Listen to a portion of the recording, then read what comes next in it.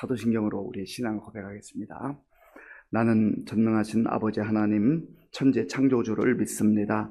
나는 그의 유일하신 아들 우리 주 예수 그리스도를 믿습니다. 그는 성령으로 잉태되어 동정녀 마리아에게서 나시고 본디오 빌라도에게 고난을 받아 십자가에 못 박혀 죽으시고 장사된 지 사흘 만에 죽은 자 가운데서 다시 살아나셨으며 하늘에 오르시어 전능하신 아버지 하나님 우편에 앉아 계시다가 거기로부터 살아있는 자와 죽은 자를 심판하러 오십니다. 나는 성령을 믿으며 거룩한 공교회와 성도의 교제와 죄를 용서받는 것과 몸의 부활과 영생을 믿습니다. 아멘. 하나님께서 오늘 우리에게 주시는 말씀은 출애굽기 2장입니다. 구약 성경 82쪽 출애굽기 2장을 교독하겠습니다. 레위 가족 중 한 사람이 가서 레위 여자에게 장가들어 그 여자가 임신하여 아들을 낳으니 그가 잘생긴 것을 보고 석 달 동안 그를 숨겼으나 더 숨길 수 없게 되매 그를 위하여 갈대 상자를 가져다가 역청과 나무 진을 칠하고 아기를 거기 담아 나일 강가 갈대 사이에 두고 그의 누이가 어떻게 되는지를 알려고 멀리 섰더니 바로의 딸이 목욕하러 나일 강으로 내려오고 시녀들은 나일 강가를 거닐 때에 그가 갈대 사이에 상자를 보고 시녀를 보내어 가져다가 열고 그 아기를 보니 아기가 우는지라 그가 그를 불쌍히 여겨 이르되 이는 히브리 사람의 아기로다. 그의 누이가 바로의 딸에게 이르되 내가 가서 당신을 위하여 히브리 여인 중에서 유모를 불러다가 이 아기에게 젖을 먹이게 하리이까. 바로의 딸이 그에게 이르되 가라 하매 그 소녀가 가서 그 아기의 어머니를 불러오니 바로의 딸이 그에게 이르되 이 아기를 데려다가 나를 위하여 젖을 먹이라. 내가 그 삭슬 주리라. 여인이 아기를 데려다가 젖을 먹이더니 그 아기가 자라매 바로의 딸에게로 데려가니 그가 그의 아들이 되니라. 그가 그의 이름을 모세라 하여 이르되 이는 내가 그를 물에서 건져내었음이라 하였더라. 모세가 장성한 후에 한 번은 자기 형제들에게 나가서 그들이 고되게 노동하는 것을 보더니 어떤 애굽 사람이 한 히브리 사람 곧 자기 형제를 치는 것을 본지라. 좌우를 살펴 사람이 없음을 보고 그 애굽 사람을 쳐 죽여 모래 속에 감추니라. 이튿날 다시 나가니 두 히브리 사람이 서로 싸우는지라. 그 잘못한 사람에게 이르되 네가 어찌하여 동포를 치느냐 하매 그가 이르되 누가 우리를 다스리는 자와 재판관으로 삼았느냐. 네가 애굽 사람을 죽인 것처럼 나도 죽이려느냐. 모세가 두려워하여 이르되 일이 탈로 되었도다. 바로가 이 일을 듣고 모세를 죽이고자 하여 찾는지라. 모세가 바로의 낯을 피하여 미디안 땅에 머물며 하루는 우물 곁에 앉았더라. 미디안 제사장에게 7달이 있었더니 그들이 와서 물을 길어 구유에 채우고 그들의 아버지의 양떼에게 먹이려 하는데 목자들이 와서 그들을 쫓는지라. 모세가 일어나 그들을 도와 그 양떼에게 먹이니라. 그들이 그들의 아버지 르우엘에게 이를 때에 아버지가 이르되 너희가 오늘은 어찌하여 이같이 속히 돌아오느냐.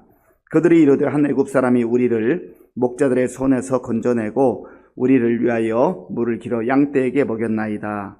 아버지가 딸들에게 이르되 그 사람이 어디에 있느냐. 너희가 어찌하여 그 사람을 버려두고 왔느냐. 그를 청하여 음식을 대접하라 하였더라. 모세가 그와 동거하기를 기뻐하매 그가 그의 딸 십보라를 모세에게 주었더니 그가 아들을 낳음에 모세가 그의 이름을 게르솜이라 하여 이르되 내가 타국에서 낳은 애가 되었음이라 하였더라. 여러 해 후에 애굽 왕은 죽었고 이스라엘 자손은 고된 노동으로 말미암아 탄식하며 부르짖으니 그 고된 노동으로 말미암아 부르짖는 소리가 하나님께 상달된지라. 하나님이 그들의 고통 소리를 들으시고 하나님이 아브라함과 이삭과 야곱에게 세운 그의 언약을 기억하사 하나님이 이스라엘 자손을 돌보셨고 하나님이 그들을 기억하셨더라. 아멘. 오늘 출애굽기 2장에서는 한 아기가 출생하는 것으로 시작합니다. 이 아기의 이름은 본문에 나오는 대로 모세입니다. 그저 여러 사람 중에 한 생명인 것처럼 보이지만 고난받는 이스라엘 백성들을 위해서 하나님께서 한 사람을 준비하는 그러한 과정을 보게 됩니다. 이 땅에 태어나는 모든 사람들은 그저 우연히 태어나는 것이 아니라 하나님의 뜻에 따라서 하나님의 허락하심 속에 귀한 생명으로 태어나는 것입니다. 그런데 이때에 히브리인들에게 있어서 아들을 낳는다는 것은 기쁨이 아니라 고통이요 슬픔이었습니다. 왜냐하면 우리 어제 말씀에서 묵상한 대로 애굽 왕이 아들이 태어나면 전부 나일강에 던지라고 명령했기 때문에 그렇습니다. 그런데 부모 입장에서 그 귀한 생명이 태어났는데 아무리 아들이라 할지라도, 아무리 왕이 명령했다 할지라도 나일강에 선뜻 던질 그런 부모가 어디에 있겠습니까? 그런데 이 가정에서도 이제 태어난 아기를 보니까 너무너무 예쁜 거예요. 자, 1절, 2절 제가 읽겠습니다. 레위 가족 중 한 사람이 가서 레위 여자에게 장가들어 그 여자가 임신하여 아들을 낳으니 그가 잘생긴 것을 보고 석 달 동안 그를 숨겼으나 아멘. 그가 잘생긴 것을 보고 얼마나 귀여웠겠어요. 얼마나 예뻤겠어요. 이 귀한 생명을 낳았는데 그저 정말 보기만 해도 행복한데 태어남과 동시에 아들이라는 것을 알게 되었고 근심과 슬픔이 찾아온 겁니다. 차마 이 아들을 죽일 수 없으니 나일강에 던질 수 없으니 숨겨 키운 거죠. 아기가 우는 그 울음소리 그거 들리면 아마도 감시하는 사람들이 돌아다니다가 그 아기를 붙잡아서 나일강에 던지곤 했던 것으로 보여집니다. 어쨌든 살 길이 없는 거죠. 그렇지만 부모 입장에서는 어떻게든지 한번 살려보려고 애쓰는 겁니다. 3개월을 키웠는데 이 아기의 소리가 점점점 커지다 보니까 이제 어쩔 수가 없구나. 이러다가 우리 눈앞에서 죽는 꼴을 봐야 될지 모르겠구나. 그런 생각을 하게 되었겠죠. 그래서 갈대 상자를 만들어서 정말 눈물을 머금고 나일강에 띄어보내는 겁니다.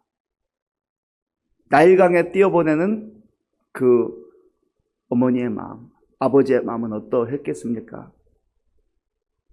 만약에 내가 지금 그러한 처지와 형편에 있다고 한다면 얼마나 피눈물이 흐르는 그런 순간이겠습니까?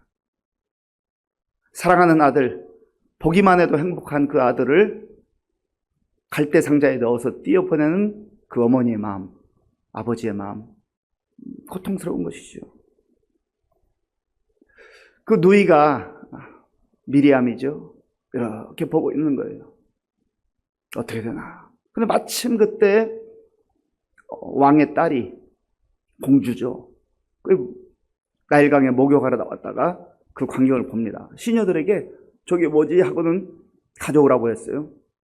보니까 갈대 상자에 아기가 들어있는데 이 아기의 모습을 보고 공주가 그냥 한눈에 반해버립니다. 그 아기 너무 귀엽고 사랑스럽게 생겨서 이 아기를 내가 키워야 되겠다. 그런 마음을 갖게 되는 거죠.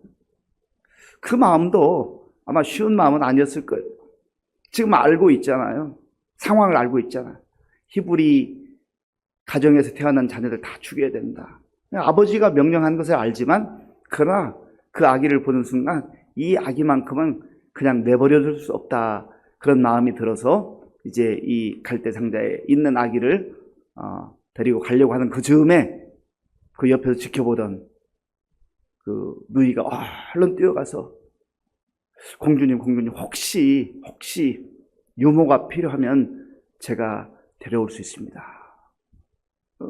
그래 하나님께서 또 그 마음을 감동시켜서 그렇게 해라 해서 이 바로의 딸에게 이 누이가 자기 어머니를 데리고 가는 거죠. 기가 막힌 사연입니다.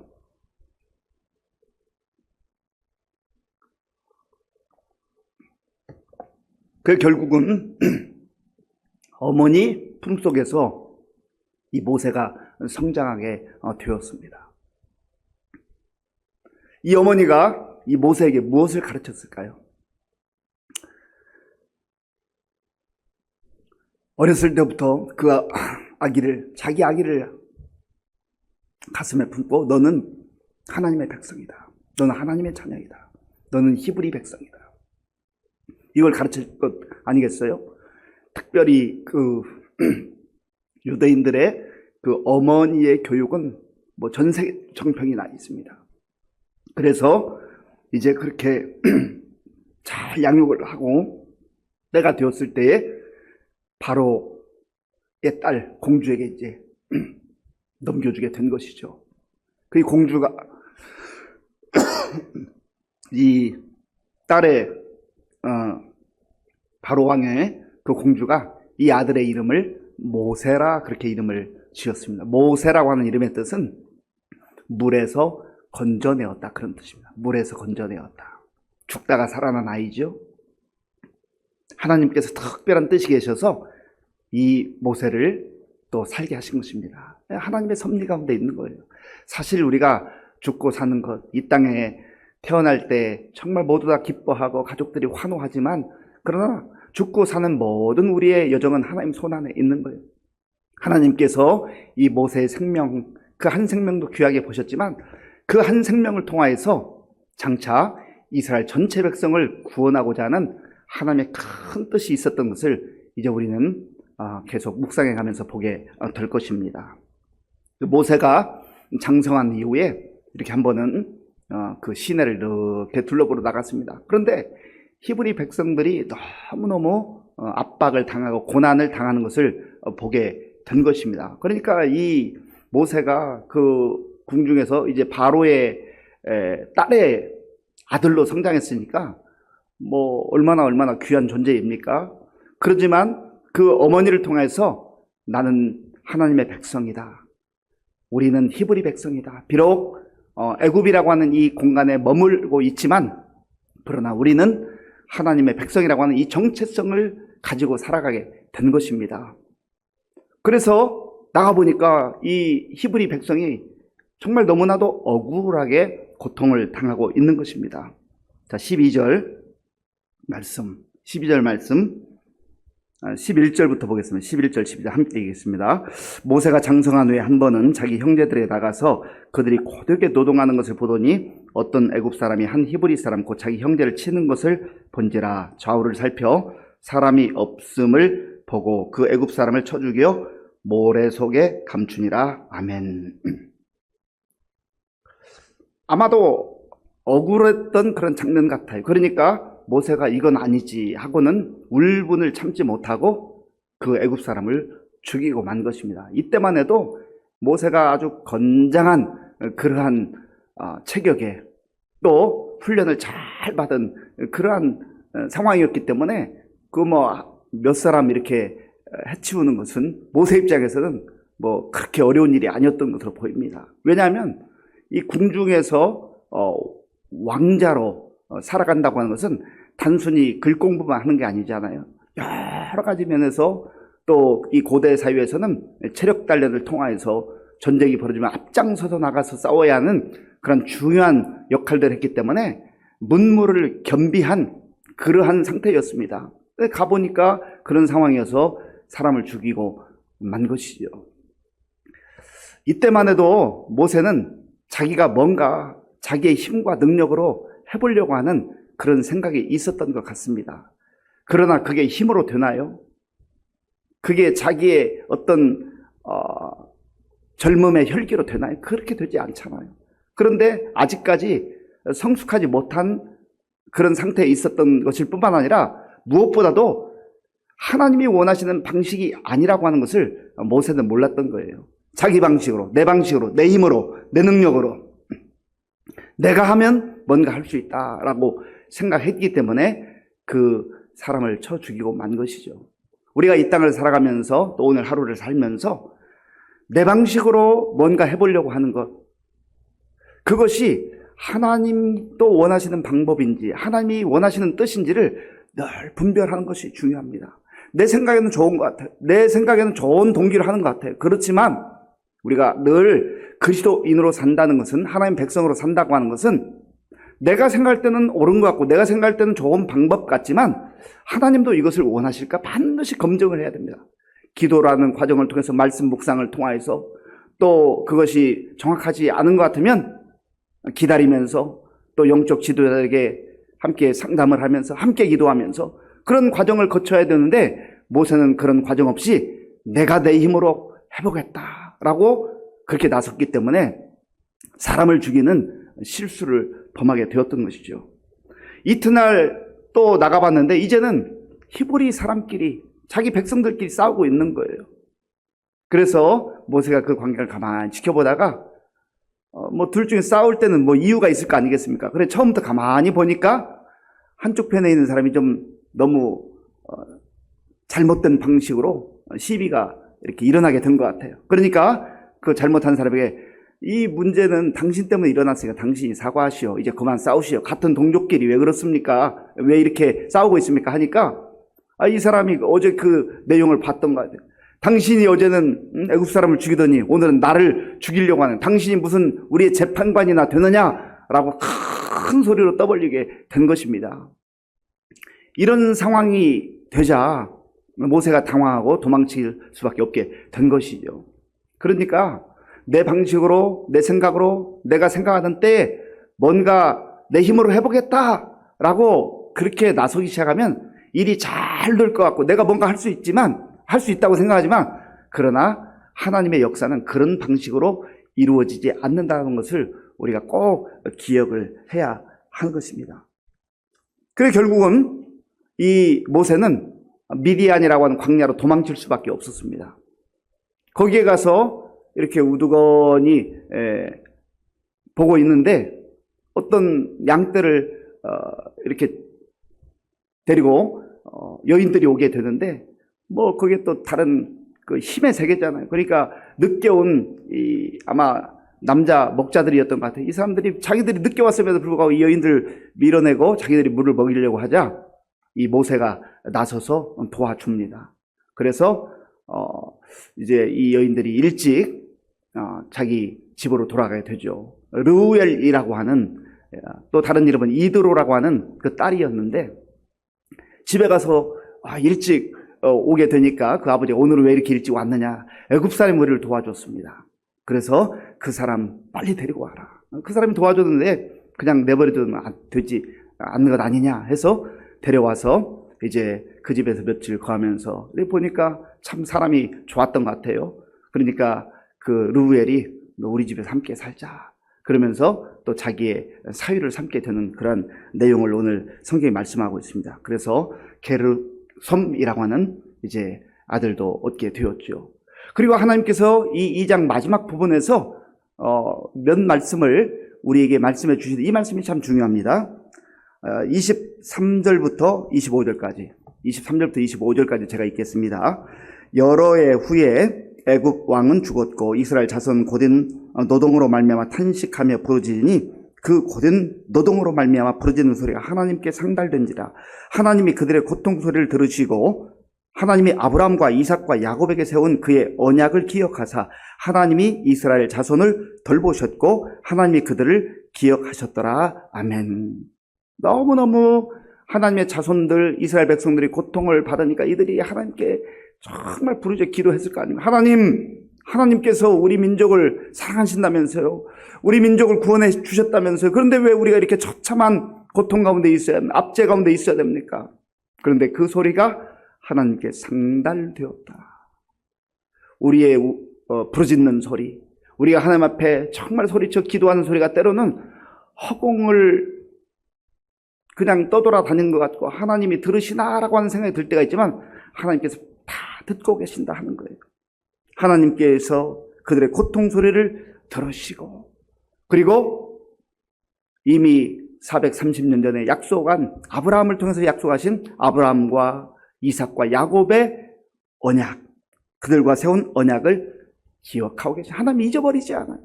사람은 잊어버려요. 사람은 내가 기억을 똑똑히 하고 있다고, 내가 분명히 기억한다고 말하지만 잊어버릴 때가 많습니다. 그런데 하나님은 몇백 년이 흘러도 하나님이 약속하신 그 약속 반드시 기억하고 하나님 때가 되면 지키시는 하나님인 줄로 믿습니다. 그래서 저와 여러분들이 오늘 이 말씀을 묵상하면서 하나님께서 나의 기도 소리를 듣고 계시는가? 하나님이 언제 응답하시는가? 답답할 때가 있어요. 괴로울 때가 있어요.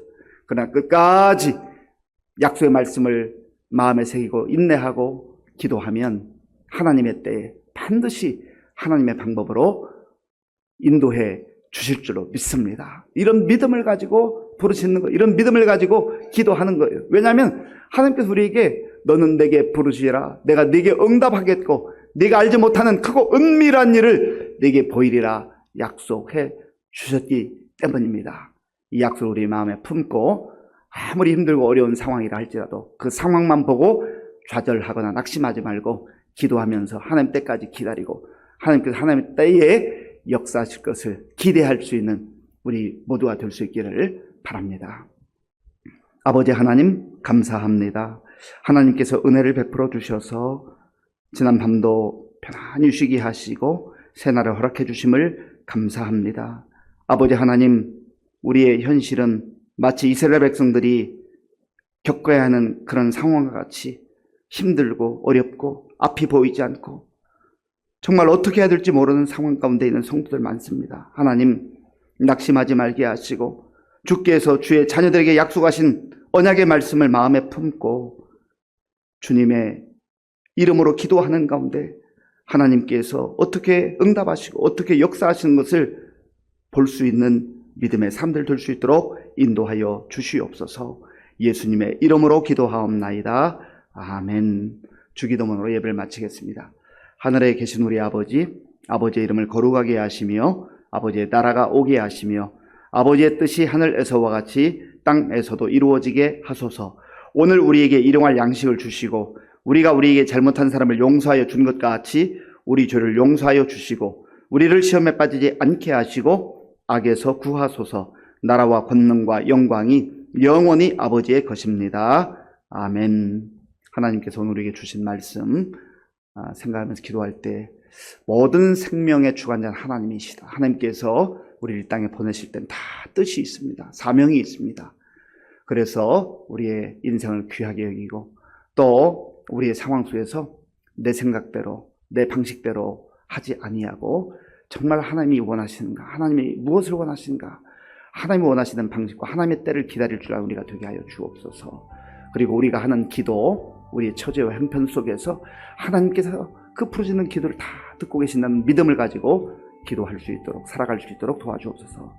기도하시고 나라와 민족을 위해서 또 우리 많은 어르신들, 또 우리 환우들을 위해서 기도해 주시고요. 이제 내일부터 우리 청년부 수련회가 2박 3일 동안 진행됩니다.